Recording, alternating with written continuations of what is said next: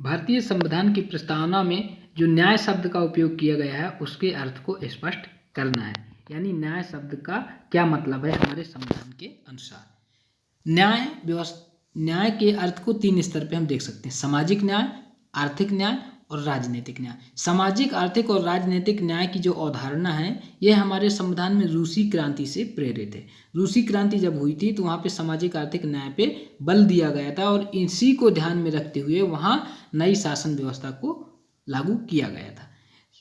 इस तरह की जो न्याय व्यवस्था है जहाँ पे समाज में सभी लोग बराबर होंगे, समाज में ना कोई ऊंच नीच होगा और समाज में किसी को विशेषाधिकार प्राप्त नहीं होंगे। संविधान सामाजिक स्टेटस के आधार पे किसी के साथ भेदभाव नहीं करेगा। आर्थिक रूप में बात करें तो आर्थिक विषमता को कम करने की कोशिश की जाएगी। आर्थिक जो धन का केंद्रीकरण है उसको कम किया जाएगा। लोगों को आर्थिक स्तर बढ़ाने के लिए या लोक कल्याणकारी राज्य की अवधारणा को सही साबित करने के लिए वंचित वर्ग के हित में विशेष काम किए जाएंगे। वंचितों के लिए शासन के द्वारा अलग से प्रावधान भी किए जा सकते हैं ताकि वो अन्य लोगों के बराबर आ सकें।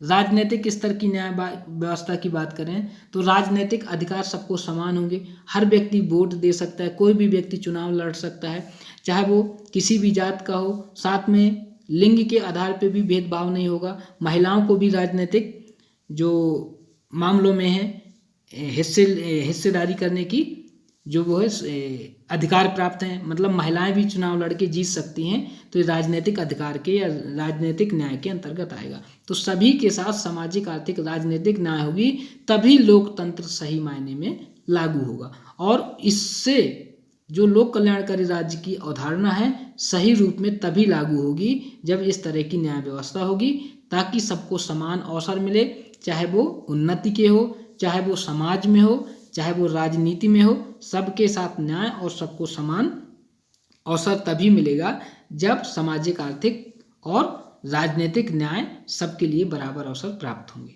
ठीक है, तो यही आपको इन शब्दावली को, आपको न्याय शब्द आए तो आपको तीनों तत्काल याद आना चाहिए: सामाजिक, आर्थिक और राजनीतिक न्याय। क्यों? क्योंकि इनके बिना लोकतंत्र सफल नहीं होगा। यही आपको इसका न्याय का अर्थ लिखना है।